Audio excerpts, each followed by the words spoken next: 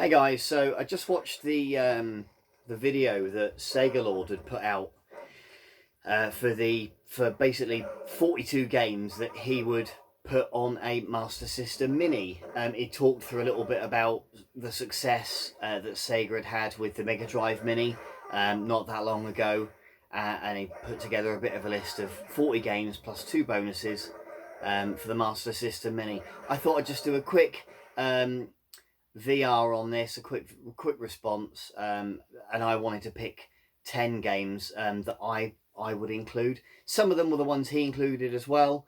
Some are my own picks with my own ideas. I didn't want to pick just my 10 favourite games. That would be very easy and it's quite subjective. Everybody's would be different. So I've put a bit of thought into it as to why commercially they would be quite viable options. If anybody else wants to do a VR to this video, that'd be awesome, and I will make sure that I watch all of them as well, so that'd be cool. Anyway, I'll get on with it. So, first of all, first game, probably needs no introduction whatsoever, is Phantasy Star. It's a cracking game. It's one of those games that, on the Master System, really head and shoulders above anything else that was around at the time. And yeah, just a really good game. Also, other than the copy that that is on the cartridge, there's been quite big leaps made to the ROM on a lot of the forums for modern and updated translations. There have been additions to the Switch version that Nintendo have put on, that Sega have put on the Nintendo Switch. Which just quality of life features a little, makes it a little less grindy, stuff like that. I think Sega could do a lot with this, putting it on a Master System Mini. I really do. So yeah, Phantasy Star. Next one is Psycho Fox. It's a fantastic platformer. For those that are aware of the game, it will need absolutely no introduction at all. It's a cracking game, a real hidden gem on the system, and one of those that's, I think, quite unique, almost sort of Wonderboy-esque on the Master System. To that end, of course, I had to include Wonderboy, and I think you can include all of the Wonderboy games on the Master System quite easily. I've picked this one as it's kind of the go-to for me. I mean, it's just a fantastic game, plays really, really well. All of them do, to be honest with you. I think Dragon's Trap is another standout, head and shoulders above what else was around at the time as well. So yeah, just cracking games. And I think it would do a lot to help sell the system and appeal to the masses, the wider audience.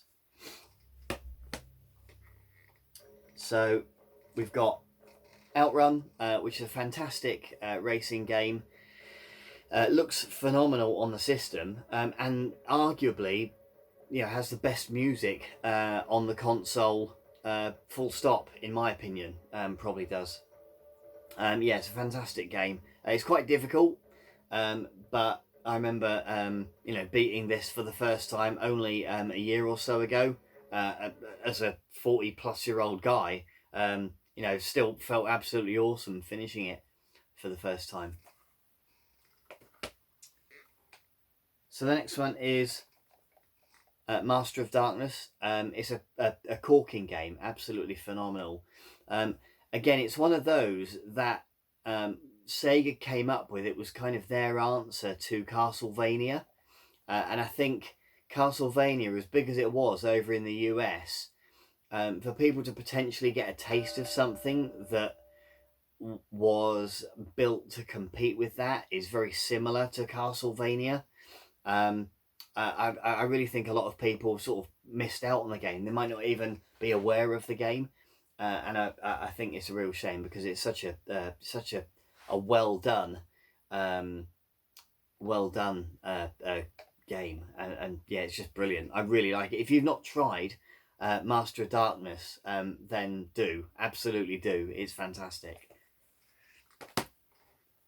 So a game that needs no introduction would be Sonic. Of course, it's our Master System challenge this week. It's the official mascot of Sega. You could put all of the Sonic games on there, to be honest with you. Even Spinball is quite expensive these days. I wanted to show this one off though, because it's just such a great little game, and a lot of people would even argue it's actually a better platformer than its 16-bit counterpart.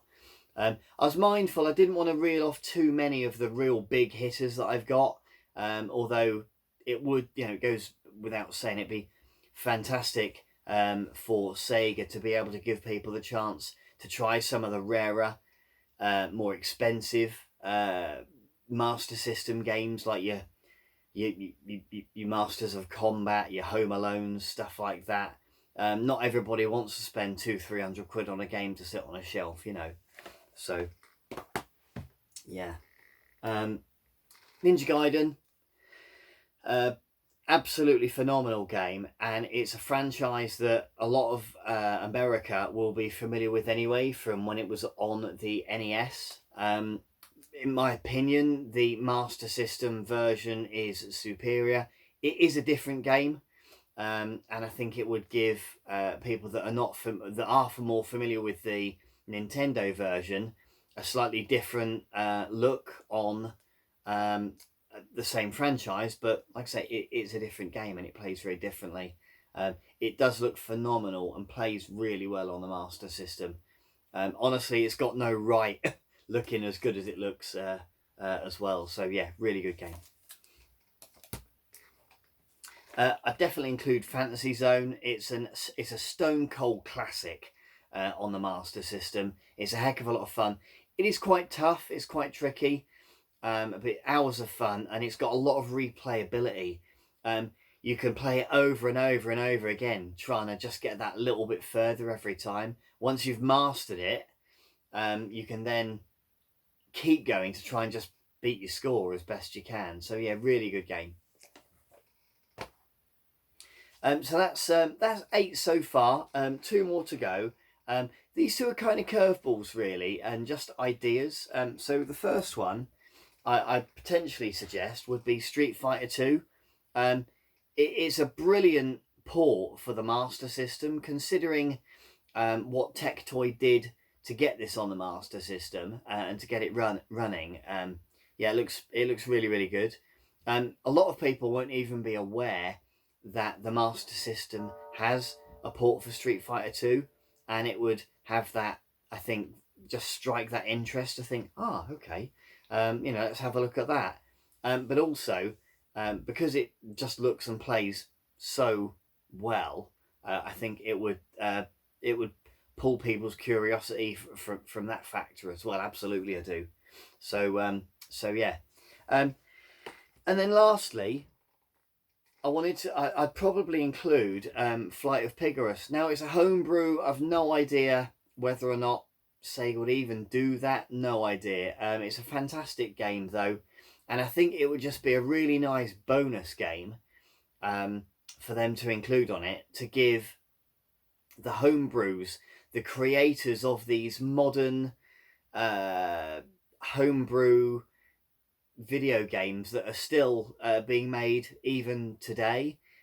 This is a phenomenal game. If you've not played it, then it really does play very, very well. It's not really like anything else. I'd probably liken it almost to Astro Warrior, almost a little bit. It's what we call a caravan shooter, in the fact that you're trying to beat your high score and you've only got 5 minutes to do it. If you finish the game within 5 minutes, then any time you've got left gets added to your score. So yeah, I would definitely include Flight of Pigorus. Guys, if you enjoyed the video, please consider doing a VR. Give me a thumbs up and drop me a sub as well. I put new content out every single week. Most of it is Master System focused. Thanks ever so much.